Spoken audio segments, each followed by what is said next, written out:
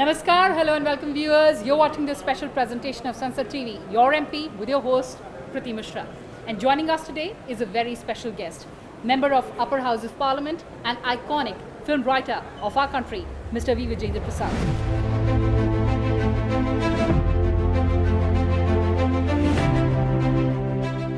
I, V. Vijayendra Prasad, having been nominated a member of the Council of States, do swear in the name of God that I will bear true faith and allegiance to the Constitution of India as by law established, that I will uphold the sovereignty and integrity of India, and that I will faithfully discharge the duty upon which I am about to enter. Jai Hind.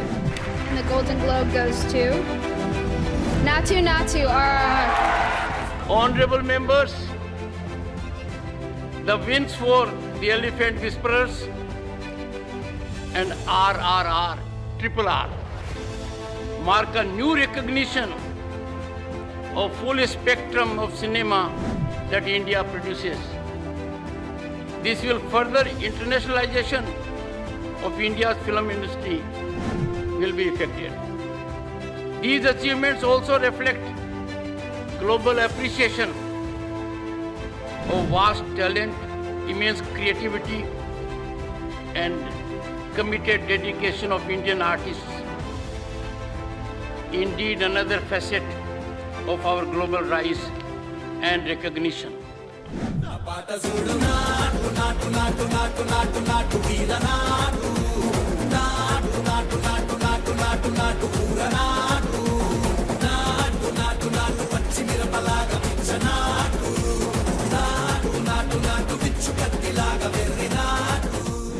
So, welcome to Sansad TV and thank you so much for joining us. Thank you for calling me.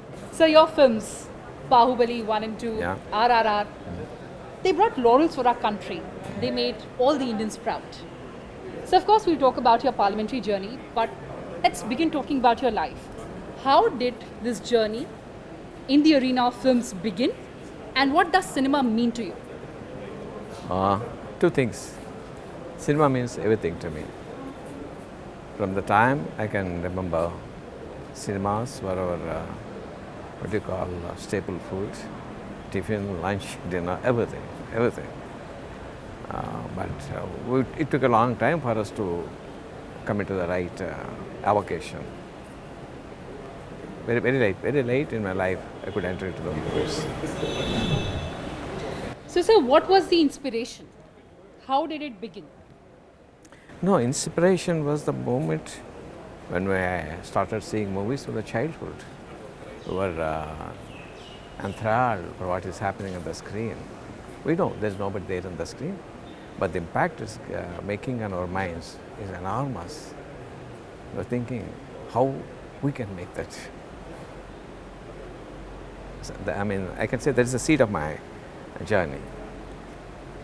Sir, we all remember the Oscar glory. And I also remember as a reporter covering Parliament when Parliament of India and particularly Rajya Sabha was congratulating Team RRR. I remember Chairman of Rajya Sabha, Honorable Jagdeep Dhankarji, said that this is the moment for internationalization of Indian cinema.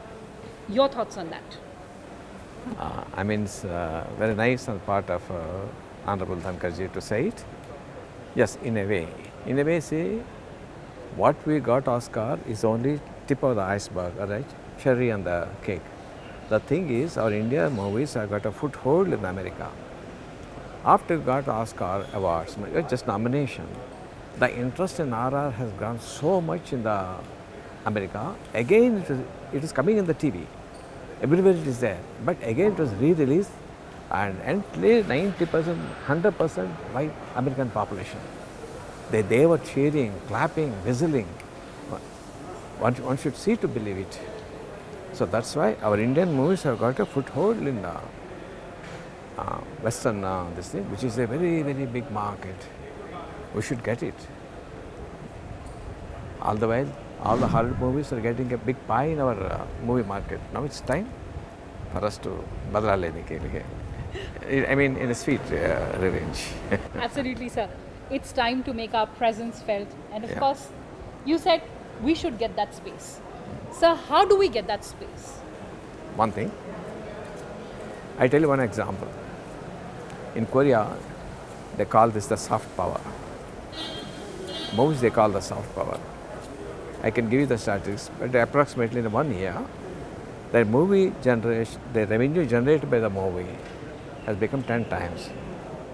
But what you call the business they could generate out of the movies, it went up 50 times. So the influence of the movies is so much. Suppose every day we're eating a pizza, we're eating a burger, or drinking Coke. From where we got all these things? Our mind is psychological conditioned, seeing these movies again and again and again and again. We're conditioned like that. Nobody imposed on that. By taking our culture abroad, our culture is exported, they will start liking our culture. We can sell our saris, we can sell our handicrafts.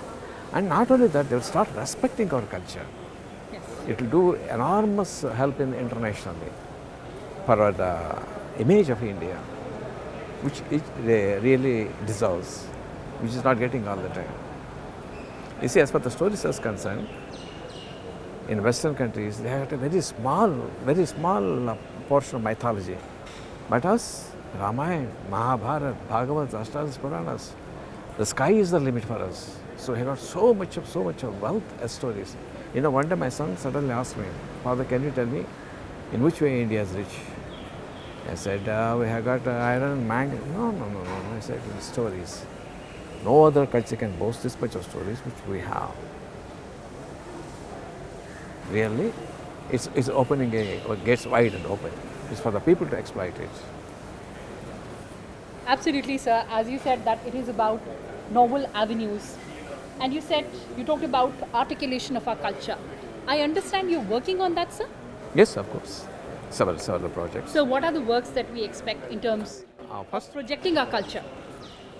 First, some things, there are some truths that I was told to the world regarding Kashmir. At the time of we were getting independence, unfortunately, Kashmir didn't get it. It got a special status. And the horrible conditions of that Article 370 is, any scheduled caste person, the only job he can do in Kashmir is sweeping. Can you imagine that? And they are not accountable for an amount of money funded into that. Can you imagine that? All the chief ministers, without any party affiliation, they are blackmailing our country. Give us what we want, or we are going to join Pakistan. It took us 70 years to get it abrogated. On that content, I am lucky. I was given a chance to write a movie, Article 370, that is going to produce very soon. Second thing, our slogan that brought us independence, Vande Mataram, was coined by in the novel Anandamat. I was lucky enough to get a chance to write a movie. I had written on that. And apart from that, I am writing Ramayana from the point of Sita. You know, Valmiki Maharshi wrote Ramayana in the day when he's in the last days. People asked him, Sir, entire Ramayana is about 30,000 slokas or more. It has to be abridged into single sentence. What will you say? Setayam Charita Mahat is Ramayana. The greatness of Sita is Ramayana. But unfortunately, that has not been highlighted in Ramayana. So I am writing a story from the point of view of Sita. It's going to be a very big movie. It's going to be a Hollywood movie with international stars and a very big budget. Such a big budget, till now no Indian movie is made on that budget because Sita Ma deserves that. Nothing less than that. Sir, absolutely, the entire country will be looking forward to those projects. But particularly you talked about 370. Why it interests us more is the fact that it was here in this iconic building, this circular building of Parliament of India, that Article 370 was abrogated. Yeah. Tell us more about that script, sir. Without revealing, but just I will give you a small this thing. This is the point of a lady who is 18 years at the time of independence. How she hated the Article 370, how she wanted independence. Her journey throughout up to when she was the past 90 years, she was fighting and fighting and fighting and fighting and fighting. The Article 370 is told from her point of view. And the highlight is, Bodhiji wanted to honor some person. The Indian people said she's a woman. She was brought to the parliament. When Mishra was presenting the bill in the Rajya Sabha, Bodhiji gave her a chair by his side and honored her there to see the tears of happiness in her eyes. That's the arc. Sir, you keenly observe the proceedings of Parliament. I know you're very passionate about tourism potential of our country. So what are your suggestions as Member of Parliament to further boost our tourism potential? Creating a conducive atmosphere for the people to come. So how to do it? I thought, how? Suppose if you make people, if people realize, but being honest pays them, definitely they'll be honest. If people realize by being honest, it pays them, definitely honest. How? Let us ask, usually, of course we are 140 crore people, but with how many people they will interact in a journey? In a day, 20, 25 people. Mostly there will be cab drivers, auto drivers, tourist guides, tour operators, hotel staff, shopkeepers. We send a general circular to all of them. If you want to be tourist friendly, only two things you have to observe. Charge what you are charging Indians, the same charge as the restaurants, with a smile. With a smile. If the says, their photo will be taken, then phone will be taken. You are going to make it an app, big app. Each, suppose in Delhi, these are the tour operators, these are the cab drivers, these are the hotels, these are the shops. We will share the app the moment a person lands in India. So that all the people he is meeting, they are doing a service with a smile. They change, they are not overcharging them. Then they will go back with the present this thing. And because they are being honest, they are going to get more business than other people. It's going to be an electronically activated symbol which can be operated by a tourist, and we'll ask them to give them brownie points and black points depending on the behavior. If anybody gets a black point for the misbehavior, that he will be deleted from the list. This is one suggestion I want to give to the Parliament. Apart from that, any person coming to India, not only seeing places, he wants to see our cuisine, he wants to see our way of life, he wants to interact with our Indians. How? Simple thing. Let us advertise. If a partner comes, we feel like accommodating in your house. They say yes. We request some volunteer and RIs to go inspect their premises, advise them what they don't want, take a photos of the bed or thing, of the house. But they here saying what they are going to charge. And you can put in the same app. Yes, sir. So they will have an experience. Especially suppose we have so many, suppose Baisakhi festival there in Punjab. Yes, sir. We put it in the app. This Baisakhi festival happens in this time. These are people ready to host you. So that's why you can increase the tourist traffic. Not only that, when once the tourists leave the country, we have the information with us.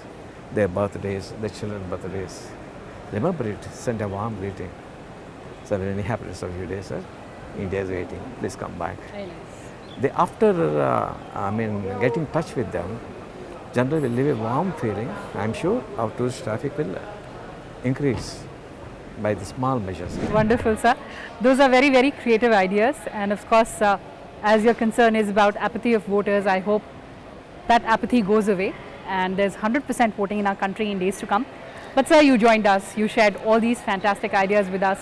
Thank you so much for talking to Sansad Television. Thank sir. you. Thank you. Pleasure talking to you. Thank you. Well, viewers, that's all we had for you in this edition. Thanks for watching and stay tuned to Sansad TV. Goodbye for now from my side.